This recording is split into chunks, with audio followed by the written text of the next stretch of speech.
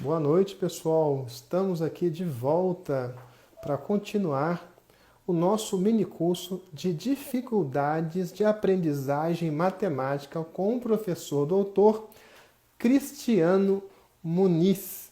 Sejam bem-vindas, sejam bem-vindos. Estamos aqui em uma viagem pelo mundo encantado da matemática, com a grande referência nacional em alfabetização matemática, o professor Cristiano Muniz. Este sabe muito matemática e sabe muito pedagogia. É uma pessoa que realmente é muito especial e tem muito para compartilhar aqui com a gente. Quem não estiver inscrito ainda na segunda semana Rede Pedagógica pode se inscrever. Não precisa ser agora, pode ser depois da live, tá? É só ir em www.redepedagogica.com.br e fazer a inscrição. Já é o primeiro curso que está bem no topo da página. E é uma formação 100% online e gratuita. Você não paga nada, nem por certificado, nem pelos conteúdos extra. É só conhecimento que você vai agregar ao seu currículo. Então aproveite, não é? É um evento muito legal, muito divertido e que você vai, não é, só ganhar fazendo essa formação. Tá joia? Então vamos introduzir aqui o professor Cristiano Muniz. Ele já deve estar aqui na fila. Tem uma fila enorme aqui do lado de fora, querendo entrar nessa live. Muita gente, olha, fila gigantesca.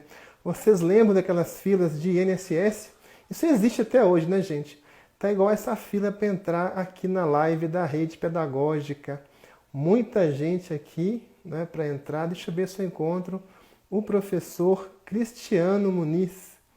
Pessoal, olha só. Hoje é o segundo dia da segunda semana Rede Pedagógica. A primeira foi um grande sucesso. Essa segunda conseguiu superar a primeira. Nós já estamos com mais de 30 mil inscritos, né?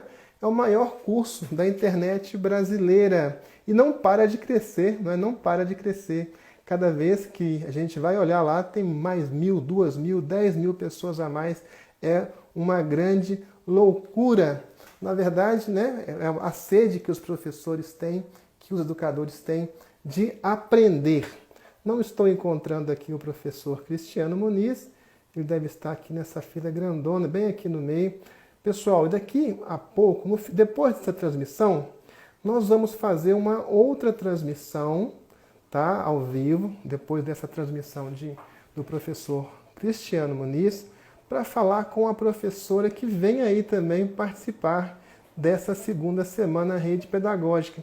E vai ser muito divertida a live dela, tá?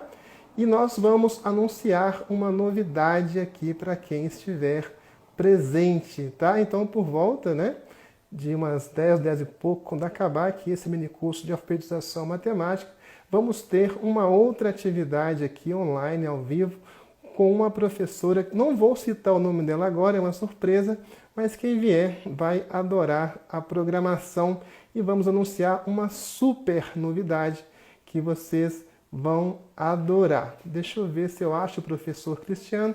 A produção vai nos ajudar aqui com isso, né? Não estou conseguindo encontrá-lo. Ele deve estar nessa fila enorme com muita gente para entrar. Pessoal, quem não entendeu como funciona a semana Rede Pedagógica, vou explicar mais uma vez. Muito fácil. Olha só, são vários minicursos. Os minicursos começam com uma live às 19 horas no Instagram. Depois da live, nós fazemos a transmissão de uma aula gravada na plataforma. E depois nós fazemos outra live com o autor, com o professor do dia, não é? E nós liberamos em seguida uma segunda aula e fazemos novamente uma interação com o professor.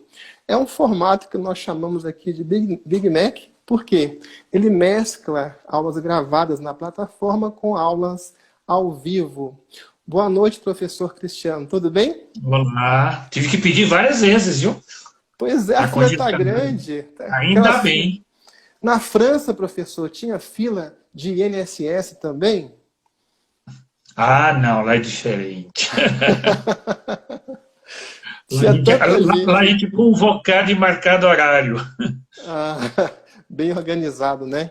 É. Aliás, professor, é fantástico o sistema de transporte público na França. É bem inclusivo, né? A propósito do nosso tema aqui da segunda semana Rede Pedagógica, é uma coisa fantástica, não é? Do lado do meu apartamento tinha 5 estações de metrô. Nossa, é muito legal, né? Muito legal. Gente, olha só. Nós vamos mostrar para vocês só o áudio aqui. O vídeo está disponível, né, no Instagram da Rede Pedagógica, também no YouTube da Rede Pedagógica e também no Facebook da Rede Pedagógica. Vamos mostrar aqui a trilha sonora, a música da nossa vinheta, da vinheta deste evento da segunda semana Rede Pedagógica. Olha só que legal.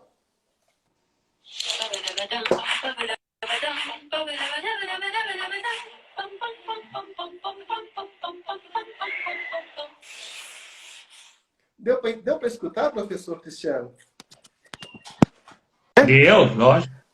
Olha Legal. só, um dos nossos lemas aqui neste evento, gente, é não subestimar a criança. E nós falamos aqui ontem, nunca subestimar também a pessoa com deficiência.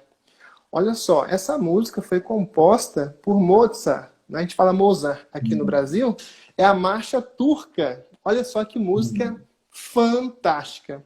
Nós dissemos, professor Cristiano, vamos montar uma vinheta com a música de Mozart. O Mozart, ele tinha uma deficiência auditiva que ia progredindo, né, ao longo do tempo, e mesmo assim, ele se projetou como um dos maiores músicos da história, não é? Essa música aí da vinheta da Rede Pedagógica é também uma homenagem a todas as pessoas com deficiência auditiva.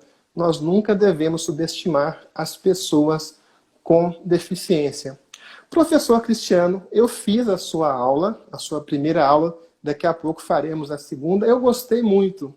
Então, a sua proposta é, nessa primeira aula, discutir o conceito, o alcance do que seja alfabetização matemática ou aprendizagem matemática, Mensagem. e depois discutir a questão das dificuldades que possam surgir nessa aprendizagem matemática, não é isso? Observa o seguinte, o que a gente quis em tão pouco tempo tratar é que a aprendizagem matemática ela está associada não a um processo de apropriação do conceito pela criança. Por exemplo, conceito de número, conceito de tempo, conceito de espaço, mas sim está ancorado num processo que nós denominamos de conceitualização. Então, o processo de conceitualização é um processo permanente, complexo, rico, dinâmico e diverso, que é aquele processo de permanente reelaboração que o sujeito vai fazendo dos conceitos que ele vai se elaborando, que ele vai testando e vai validando em situações. Isso é Vergniaud, tá? Então, observe o seguinte, todo o processo de aprendizagem, e no caso, aprendizagem de matemática, tem que levar em consideração que a criança, ela sempre está relaborando esses conceitos.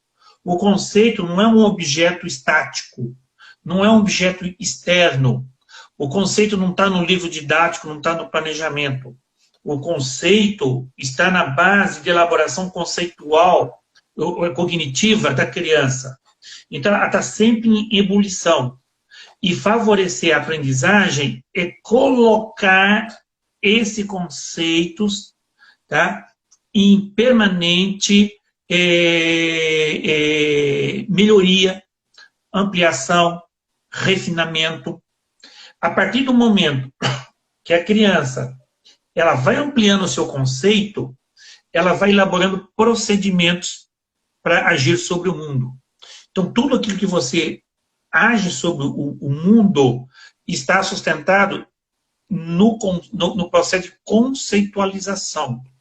No seu ato de trocar uma lâmpada, a forma de você trocar uma lâmpada, ela está baseada num processo conceitual que você vai elaborando ao longo da sua vida, através das situações e problemas.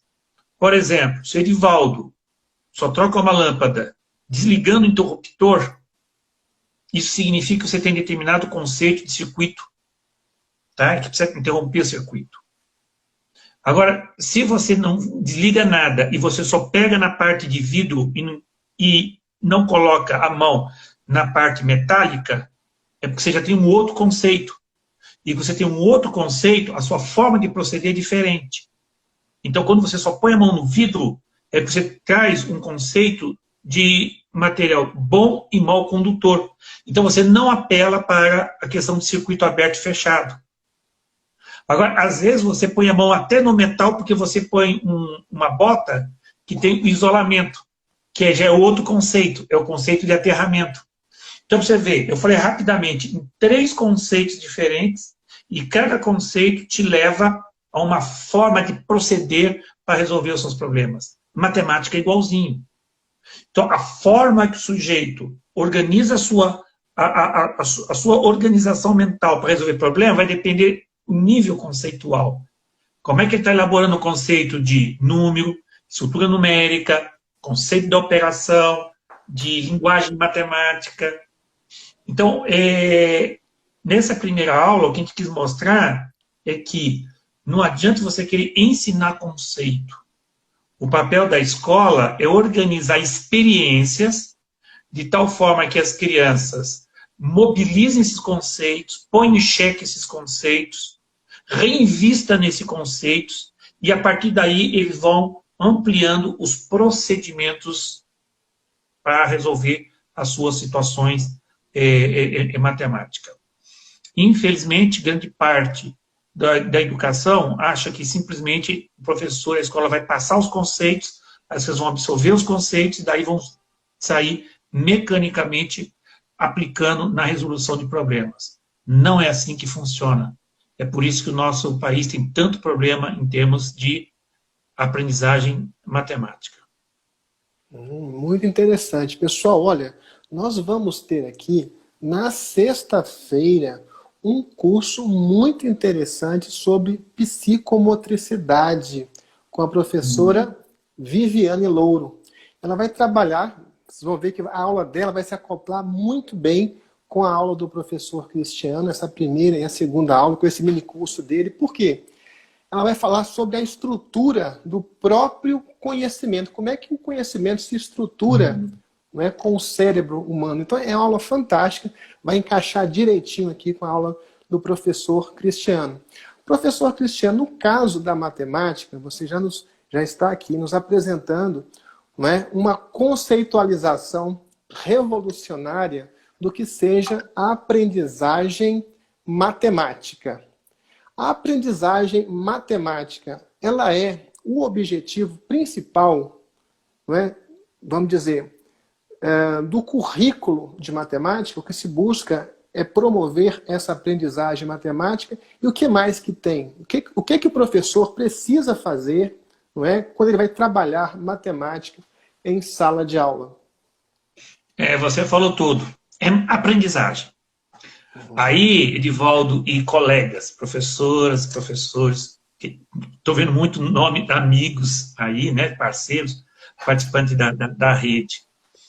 Acontece que muitas das vezes, quando a gente fala em aprendizagem, a gente pensa que a aprendizagem é um fenômeno estritamente cognitivo.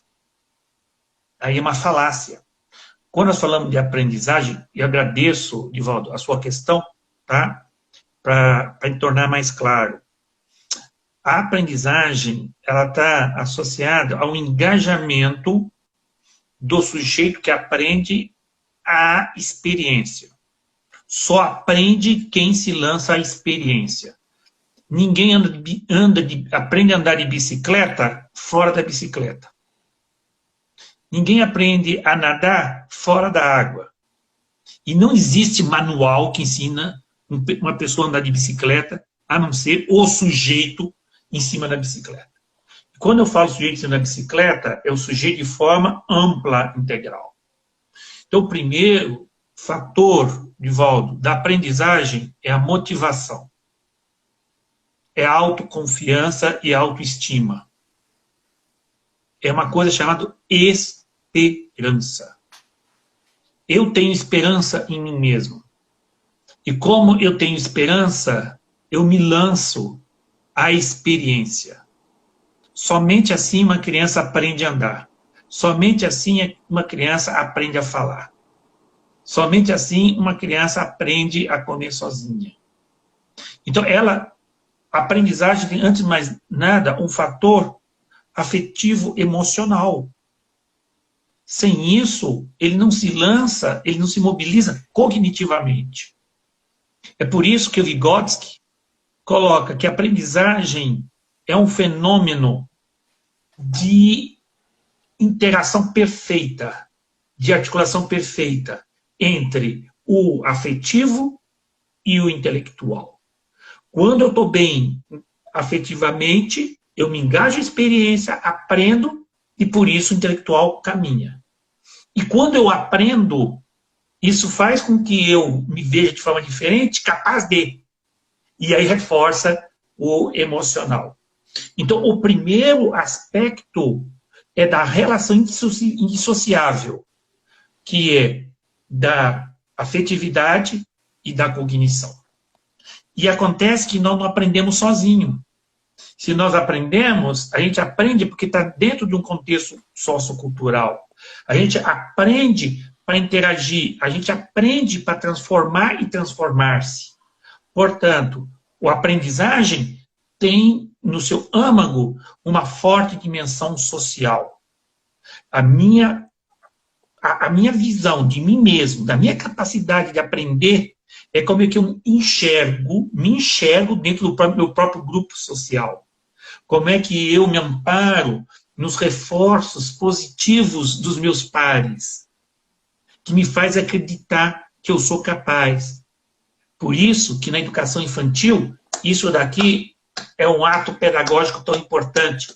Quando você bate palma com uma criança de 4, 5, 6 meses, 1 ano, 2 aninhos, 3 anos, 4, 5 anos, ele consegue alguma coisa, você bate palma. Essa palma é um elemento pedagógico fundamental no processo da construção da esperança em mim mesmo. E é uma esperança que muitas das vezes a escola está matando porque está faltando as palmas. Eu resolvo uma equação, resolvo uma fração, ninguém bate palma para mim. Mas se eu errar, a escola, a instituição, a família está pronta para castigar. Então, observa, muitas vezes a aprendizagem está muito mais associada ao processo de castigo, de punição, do que de elogio e de promoção humana. Nós temos que inverter isso. E eu, matemático, educador matemático, estou gritando aqui junto à rede. A matemática tem sido grande responsável pela destruição da autoestima, autoconfiança e da esperança. E da esperança das crianças em si mesmo. Tem também a questão psicomotora que você falou aí. Diante das situações, as crianças usam os dedinhos. Tem uns que fazem até assim, ó. 1, 2, 3, 4, 5, 6. Ou vai medir, usa palma, usa pé. Então, é motor, é psicomotor. Então, e é começando a usar os dedinhos, vou começar a pensar nos dedinhos. Observe o seguinte, aí entra a questão da utilização do material concreto. Como a utilização do material concreto, ele é importante, é psicomotor, que é cognitivo, é emocional, é cultural. Porque observa, quando a criança pega o material para fazer uma contagem, aí nós educadores esquecemos que quem manda nos dedinhos é a cabeça. Quando tem um movimento corporal digital ali, aquele movimento, antes de aparecer em forma de movimento físico, ele é movimento da mente. E é um movimento de esperança. Porque se essa esperança não se move, o sujeito não move as suas imagens mentais, que são retratadas nas imagens físicas sobre o material concreto. Primeira função do material concreto é a comunicação do sujeito com ele mesmo.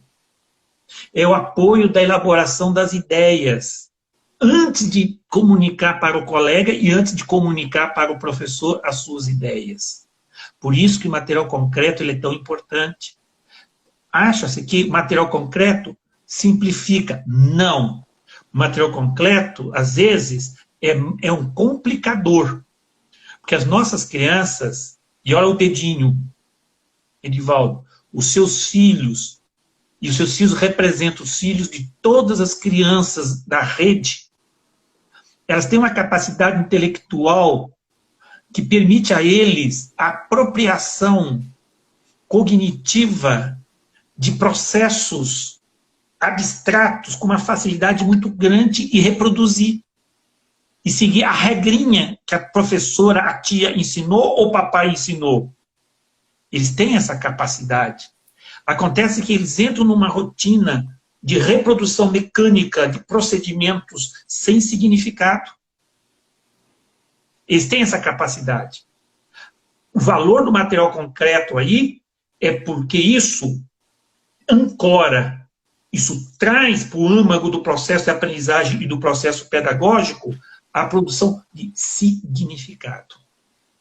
O que tem o vai um e que não é vai um, vai uma dezena? O que é o decompõe, que o empresta?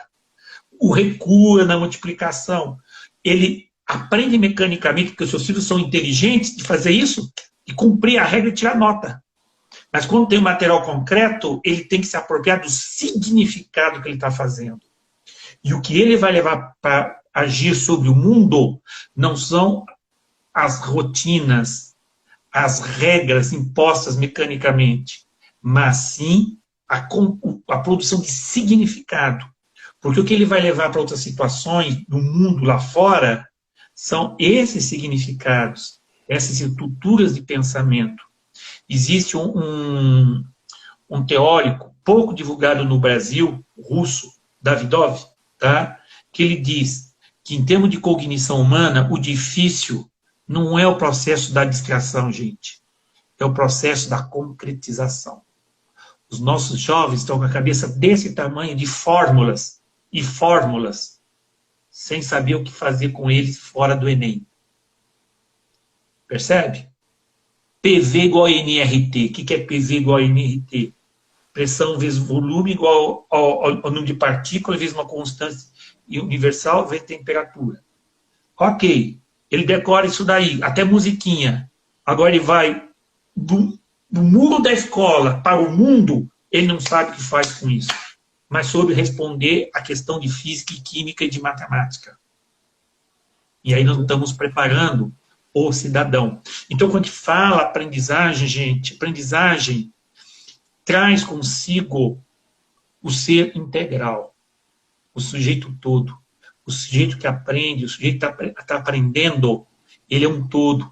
Ele é um ser social, ele é um ser emocional, é um ser político, ele é um ser físico, percebe? Ele articula, ele fala, ele pensa, ele pega, ele mede, ele conta. Então, não é só cognição.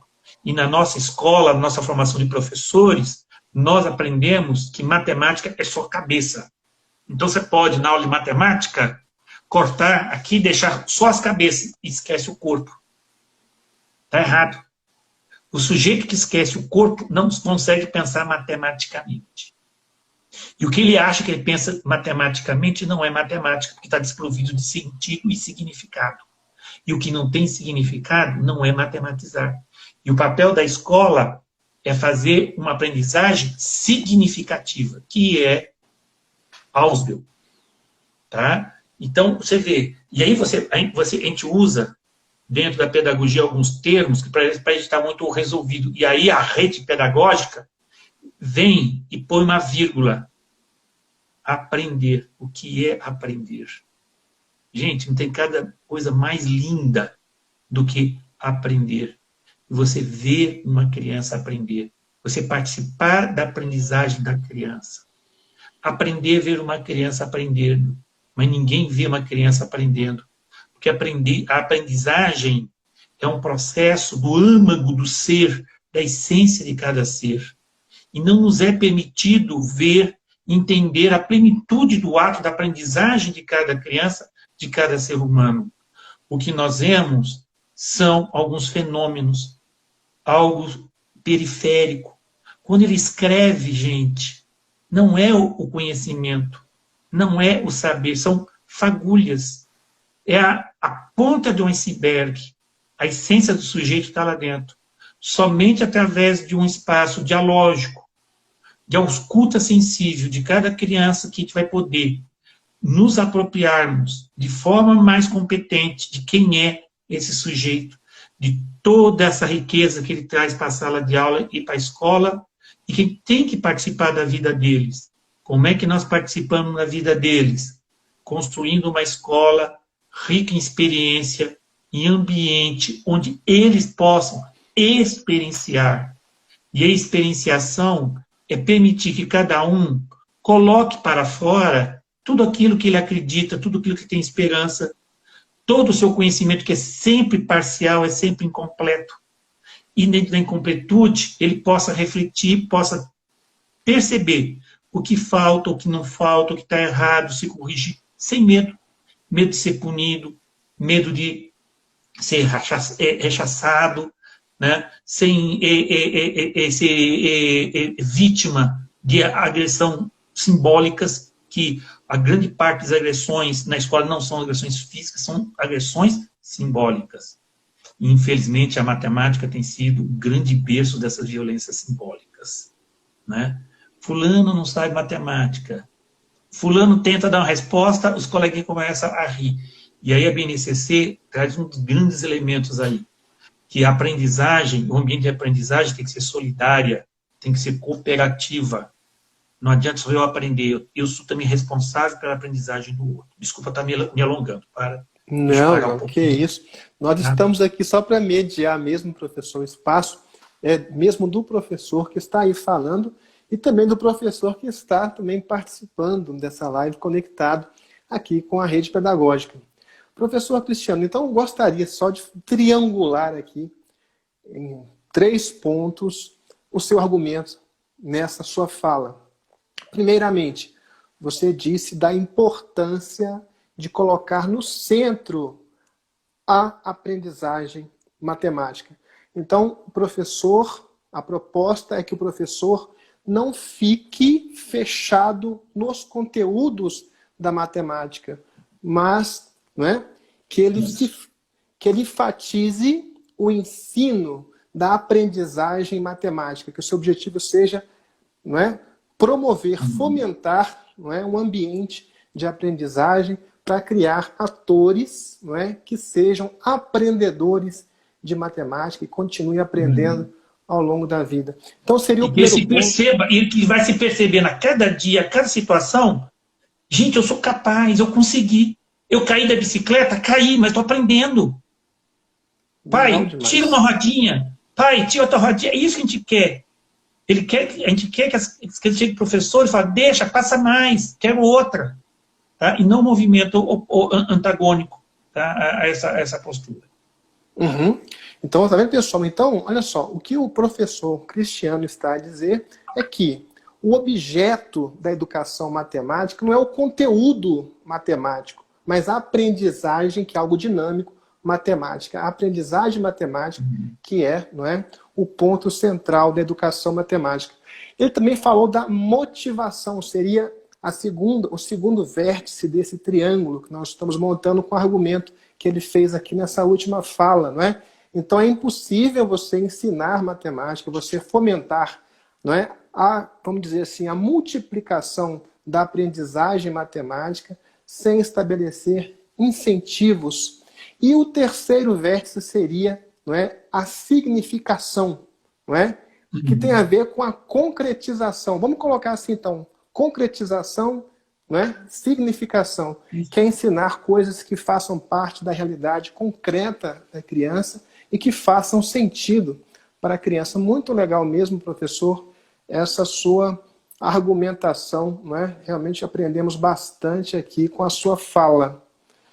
Professor Cristiano, mais uma vez, eu queria reforçar aqui esse que está se tornando o lema dessa segunda semana Rede Pedagógica, Educação Inclusiva, que é não subestimar a criança e não subestimar a pessoa com deficiência e a criança com deficiência. Eu queria que você comentasse um pouco uma pessoa que eu considero um dos maiores matemáticos que eu já conheci por meio de leitura, de leitura, de curiosidade.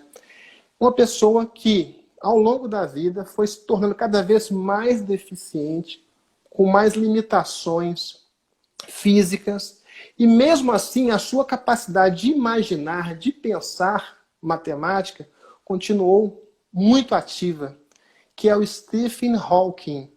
Não é? O Stephen Hawking, aquele morreu, né, há pouco tempo, não é? Um grande físico, não é?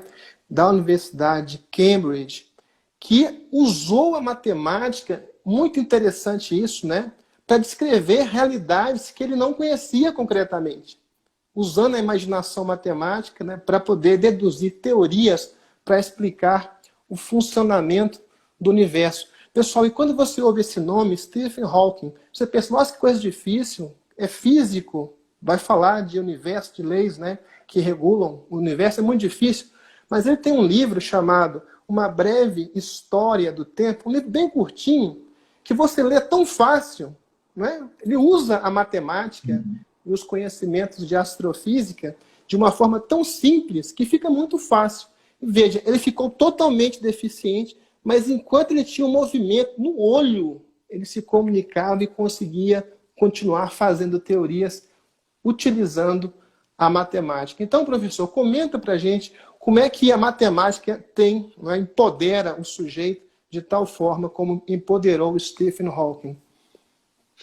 Eu já queria fazer uma propaganda, Raquel Santana. A minha vivência com a Raquel Santana foi, assim, encantadora. E amanhã ela deve estar dando depoimento, já vou fazer só cenas do próximo capítulo, já que você provocou, tá? Que foi a alfabetização matemática uma criança tetraplégica, numa escola pública aqui em Brasília. De uma criança em que os especialistas, neurocientistas, acreditavam que ela não tinha capacidade de aprender. E porque ela nem mexia os braços, não mexia as pernas. E essa criança, nós conseguimos dar uma caixinha matemática para ela, e ela mexia com a caixinha matemática através das mãos dos colegas. E as crianças desenvolveram um sistema de linguagem através do olhar e do piscar dos olhos. E ela se alfabetizou matematicamente. Uma criança que os próprios especialistas, a própria família, julgava incapaz. Porque o preconceito é o maior obstáculo para o processo educativo. A gente julga o outro por uma análise externa.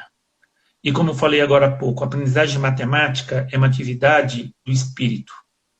É uma capacidade de cognição, de emoção, que está no interior de cada um. Não é porque eu não enxergo que eu não sou capaz de construir noção de espaço. O cego, ele vai construir sim noção de espaço, mas de uma outra estruturação conceitual diferente do vidente.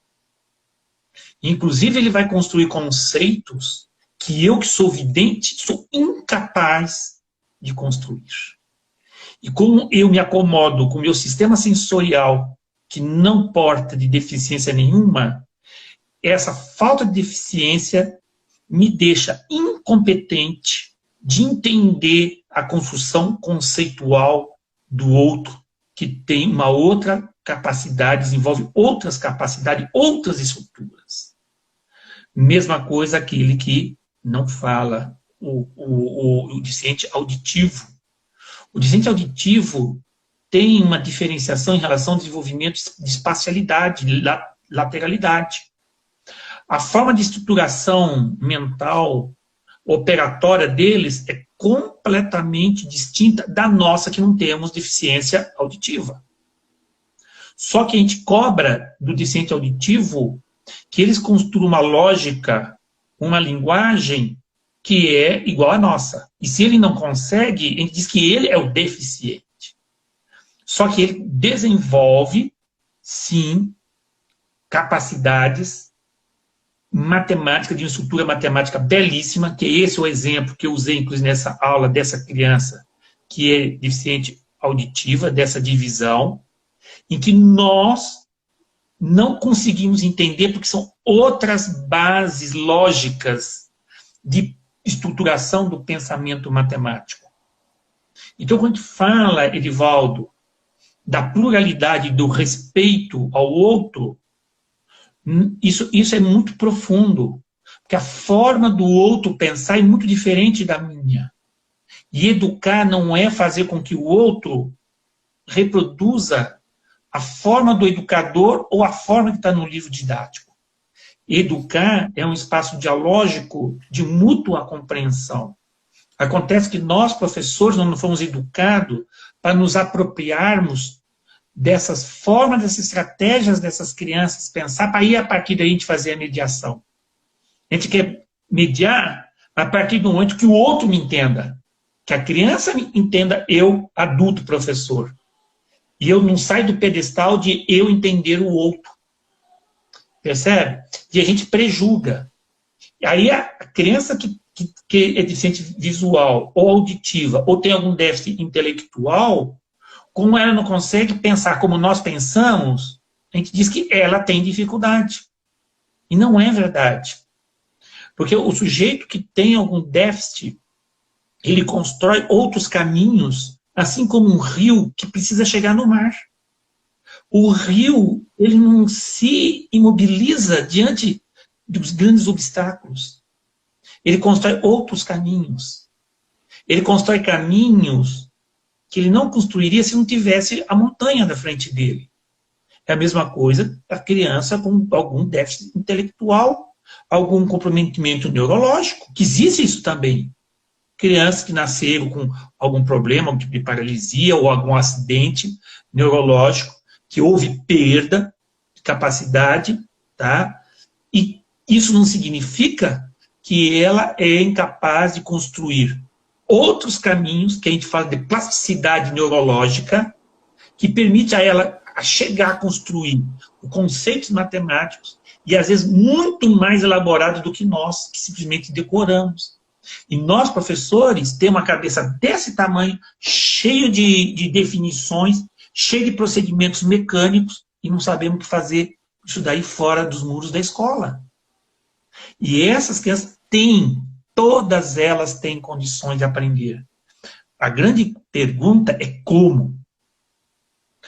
Quais são os novos caminhos que elas percorrem para chegar no mar? O que a capacidade neurológica é capaz de construir determinados novos caminhos para chegar lá? E aí eu aproveito e faço propaganda desse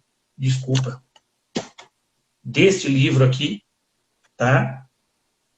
Ganhou, inclusive, o prêmio de Jabuti na área de pedagogia, tá? Foi organizado pela Ângela Virgolin, da UNB, e tem capítulo aqui que fala sobre essa questão da plasticidade, que todo educador deveria ler. Então, o problema é que nós, professores, às vezes, a gente determina uma trajetória de aprendizado.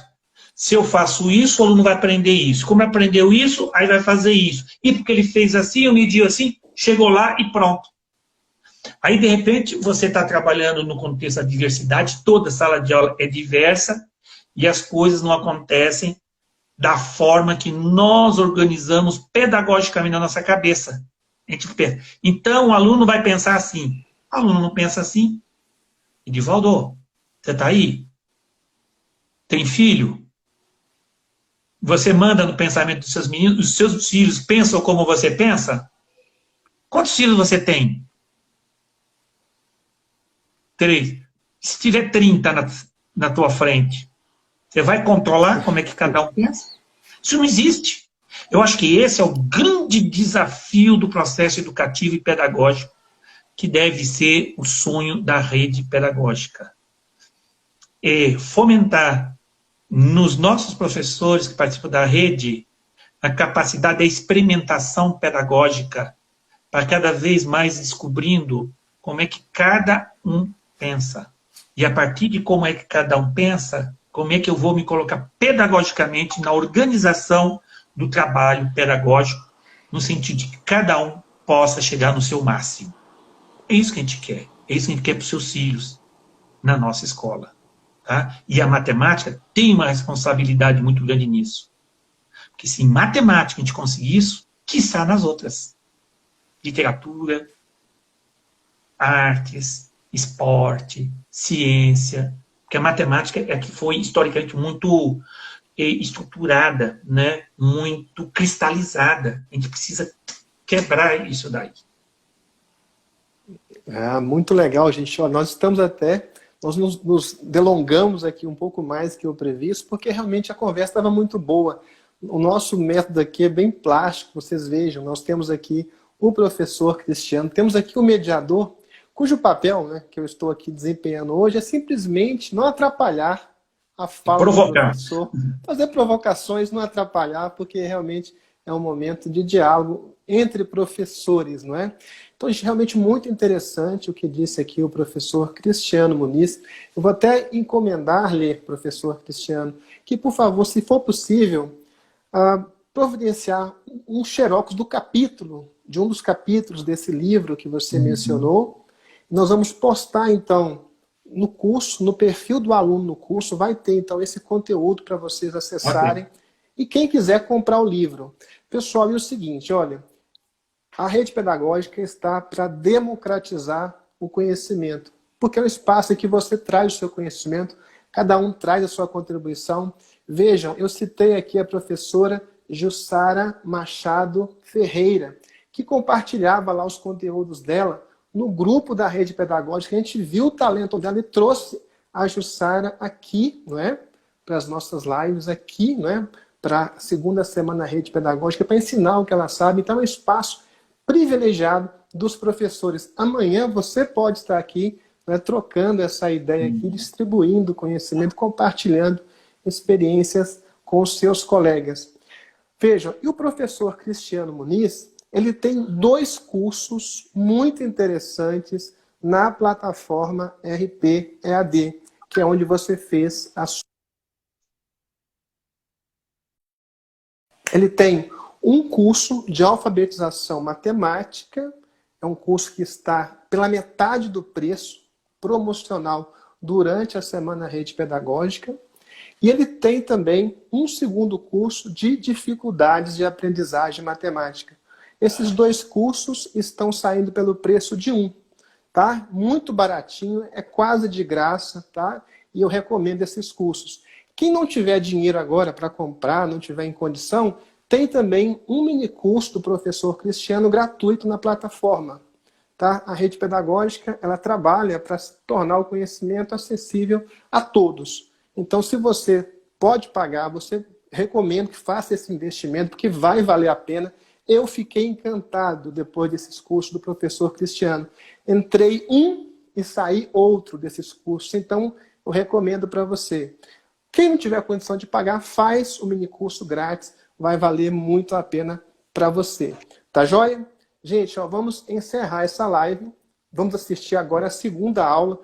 15 minutos apenas. O professor Cristiano vai mostrar o que é, quais são as principais dificuldades de aprendizagem matemática e como resolvê-las. Tá joia? Então, daqui a pouco, a gente vai disponibilizar a segunda aula do professor Cristiano, tá?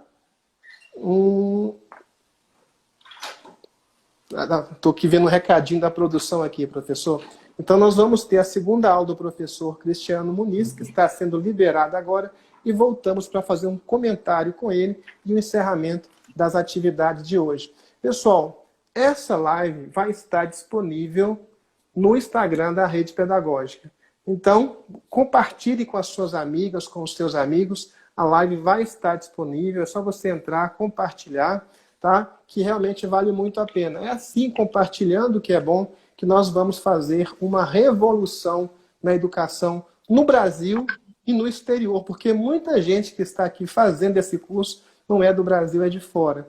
Então, gente, daqui a pouco a gente volta. Quem não se inscreveu ainda, é só ir em www.rpead.com.br e se inscrever para participar e acessar todos os conteúdos. Professor, daqui a pouco, então, a gente volta. Muito obrigado aí por essa aula maravilhosa. Aprendemos e crescemos muito.